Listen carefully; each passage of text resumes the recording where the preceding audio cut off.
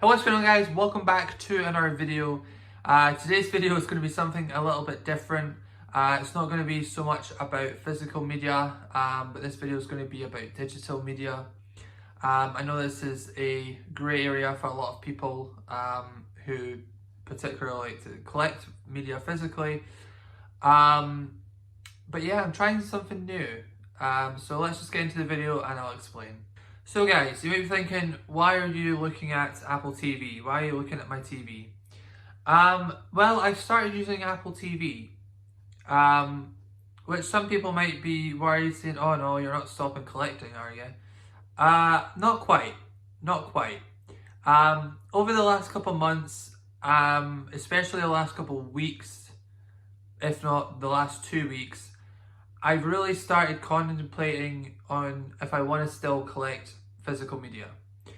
I love my films, huge passion for it, and I always will do. It's not the films that I'm debating on, it's how I'm watching and how I'm collecting.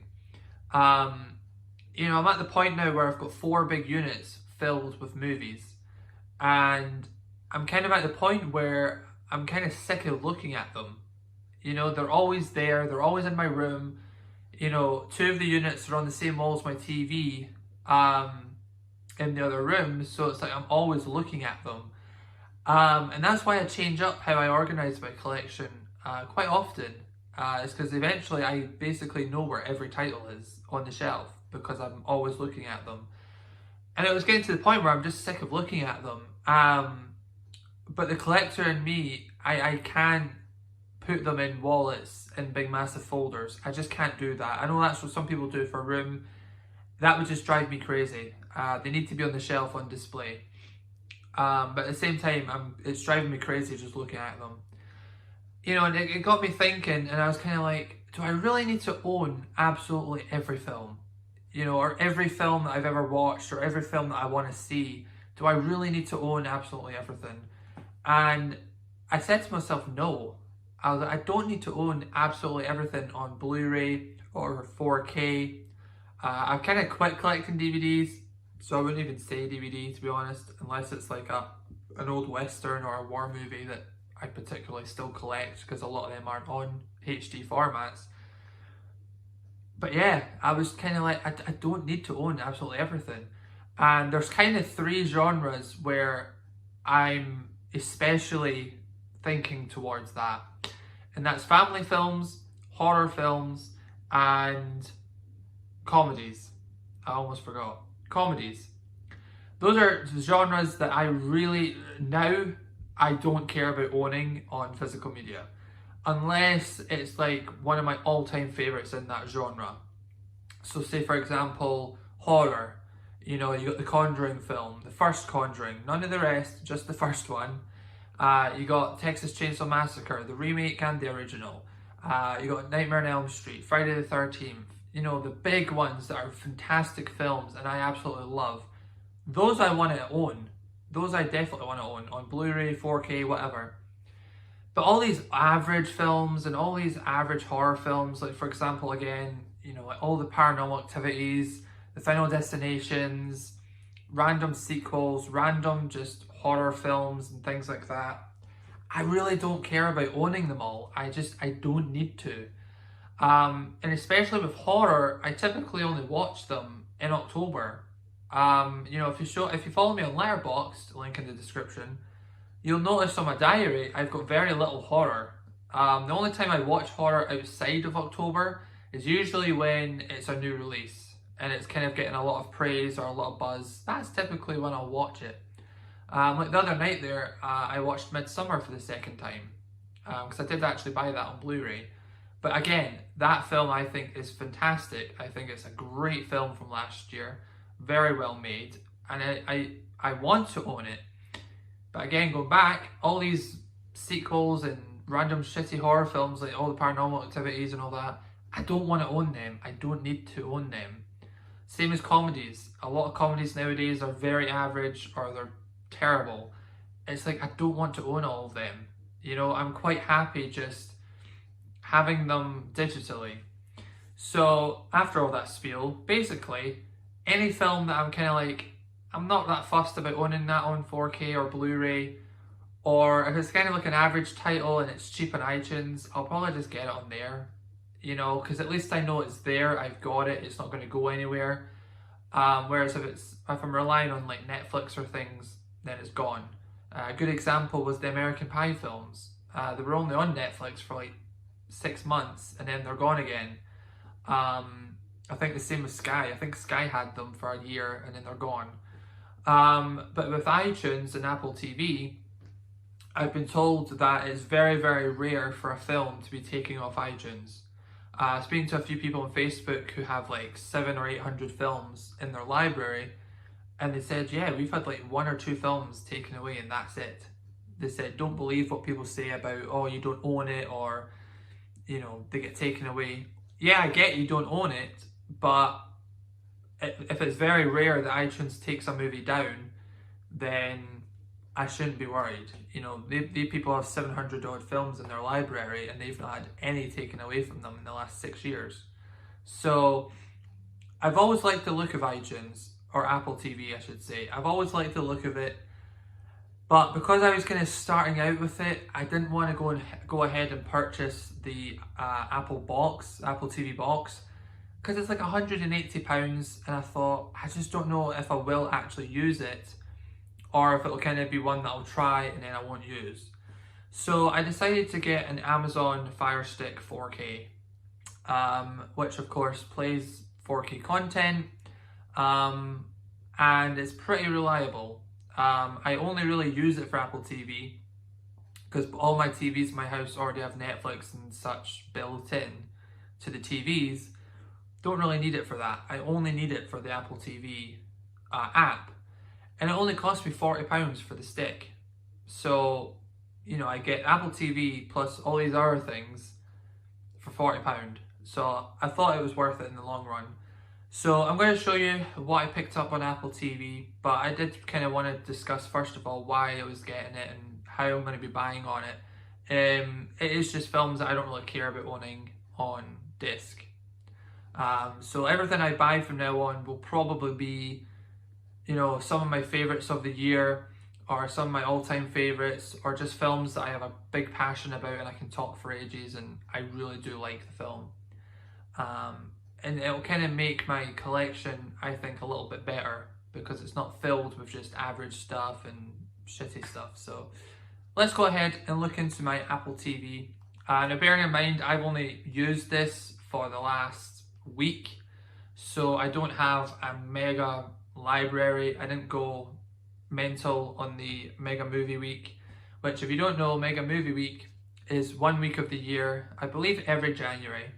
All the digital platforms have big massive sales, so all your new releases are down to like £2.99 to £5.99. You get like box sets down to like £10, things like that. It's an amazing sale. So I'm going to show you what I picked up. So the first two we've got here is Bad Boys 1 and 2. I picked these up for, I believe, £5.98.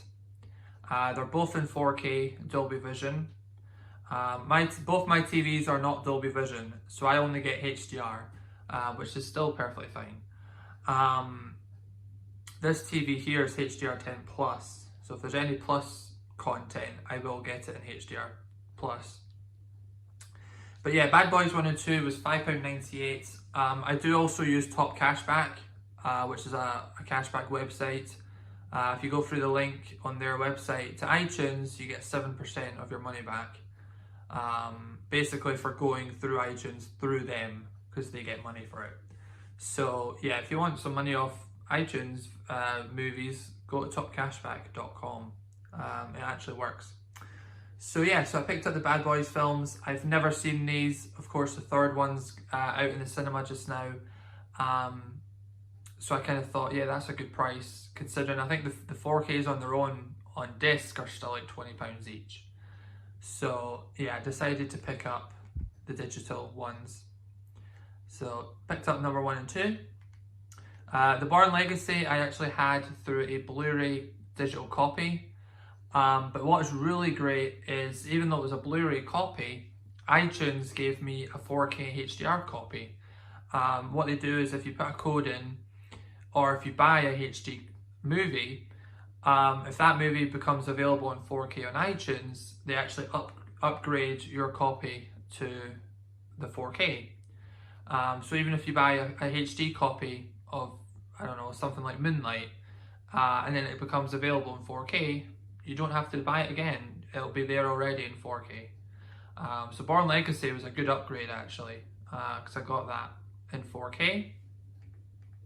Then I actually did pick up Forrest Gump. This was on sale for $2.99. And I'm going to admit it, I've never seen Forrest Gump. I've never seen it. It's just one of those films that's eluded me. I've just never watched it. Whenever it's been on TV, I've missed half of it. And I've just never bought it. So I thought for $2.99, I'm finally going to sit down and watch it. And it was 4K HDR as well. So yeah, $2.99 was pretty damn good, so I couldn't pass that up. Then I have Ghost in the Shell. This was also a digital copy redemption, which someone actually gave me the code as a gift, so that was awesome. So that was a free movie, again 4K HDR. And see, that is a perfect movie where I like having it in my iTunes, but I could care less about owning it on Blu-ray or 4K. It's one of those films, so that's like a perfect example of something that I would just maybe buy on iTunes rather than Blu-ray or 4K. Especially with the price of 4K, because that is a film that I would like to have in 4K if I was to buy it physically. So it's good that I've got it on here. Well, it was free, but I think it was down to $2.99 this week. Then I picked up the Hunger Games collection. All 4K as well. This was £11.90, I think, which is the cheapest it's ever been. I think previously the cheapest was £13, so it was the cheapest it's been. There's a cool app called Cheap Charts. If you click on that, or if you go into the app and go to a movie, so search like for Hunger Games, it'll come up with like a full history of the price, and it'll tell you if there's been a better price previously. Because there's a lot of films I did want to get, but they've been cheaper in previous months, so I'm probably going to wait until they're down to that price or cheaper again. But this was the cheapest price, so that was pretty cool. So I got all 4 films, and I've only seen the first film. I do own it on Blu-ray. I own the second one as well on Blu-ray, but I've only ever watched the first film. I think I've seen it 3 times now. Because I did watch the Hunger Games on the iTunes, and it looked beautiful. It looked really, really good. And I hear they get better as they go along in terms of picture quality. So yeah, so I picked that up. So again, like $11.50 after cashback. That was pretty good. Then I picked up Missing Link. I picked this one up last night. This is the most recent one I picked up. You know, as I said as well, family films is one of those genres I don't really care about owning them. I don't watch them an awful lot, but when I do, I really enjoy them. So I decided that most of the family films I'll probably will just pick up on iTunes. And Missing Link was a good one because it's not available in 4K. I don't think anywhere in the world. I don't think it got a 4K anywhere, but on iTunes it's 4K and it's HDR. So I thought that would have been a good one to watch. I've not seen it, so I'm looking forward to it. But yeah. Pet Sematary, the original, this is only a HD copy. The same person that gave me Ghost in the Shell also gave me Pet Sematary. So it's cool to have that. Peter Rabbit, I bought this before Missing Link. This was $2.99 as well. Again, 4K HDR. And this was a film I always wanted to watch, and I just never watched it. James Corden does the voice of Peter Rabbit. I'm a big fan of his, so I always wanted to see it. And the trailer actually made me laugh. The trailer kind of gave me quite a good vibe, actually. I was kind of really into it. So I bought it and I watched it last night, and I had such a great time with it. It was just so funny. Funny, enjoyable, good story to it. Yeah, and it wasn't too silly to the point where it's only for kids. You know, adults can watch it and get an enjoyment out of it. So I quite enjoyed that one. So because I enjoyed that so much, that's why I picked up Missing Link. And then the last couple, Star Trek Into Darkness and Star Trek Beyond, I got through the Blu-ray digital copies. Again, they got upgraded to 4K when I put them into iTunes. Same as Ninja Turtles. And I watched a little bit of this in 4K, and it looks beautiful. Anytime they're in like their little cave thing in the sewers, really good HDR use because there's a lot of lights in a dark area, so it really stands out. It's really good. Same as Transformers 3, got that from a Blu-ray, and again it upgraded to 4K. And then the last night I also got from the person who gave me Pet Sematary and Ghost in the Shell. I did clip a little bit of that and it looked really good as well, so I kind of only want to watch it for the picture quality. But yeah, I'm sure it's not terrible. But that is it. That is my library. You can see the order of things that I bought. As I said, I didn't go crazy on the Mega Movie Week, purely because I wanted to see how good it was using the Apple TV, if I was going to like using it. And I was a little skeptical at first when I did start buying them, because I was kind of thinking, well, am I actually going to watch them? You know, am I going to regret this and go towards physical again? But I really don't think so, because I love the interface, the picture quality is great, the audio is great, bearing in mind I don't really use a speaker or anything. But I just really liked it, you know, it's convenient as well, and yeah, I just like it. And to have films exclusively on iTunes in 4K is another bonus as well. For example, Missing Link. So yeah, I'm enjoying it, but I'm still going to be buying physical media, that's for sure. But it'll have to be a good film for me to buy it. I do plan on picking up this week Ad Astra. Not seen it yet, but I'm guessing I'm going to love that. And I do kind of want to get that on disc. And also The Mule with Clint Eastwood, which was a really good film from last year. So last year or 2018? I think it was 2018, wasn't it? But that's down to £10 just now in HMV on 4K. So I'm going to pick that up. Because I have Sully on 4K, so I'm going to just try and get all of his on 4K from his modern films. So I will be getting 2 discs this week, so don't think I'm giving up on physical media. I'm going to switch over to my Skybox real quick, because I did pick up a couple digital ones on there, because they also had the same sale as well, so give me 2 secs. Alright guys, so we are on to my digital library in Sky. Now, I'm not really planning on buying anything on Sky, because I want to have it all on the same platform, which is going to be iTunes. But I found out at the start of the week that I had £30 worth of credit to use on the Sky Store.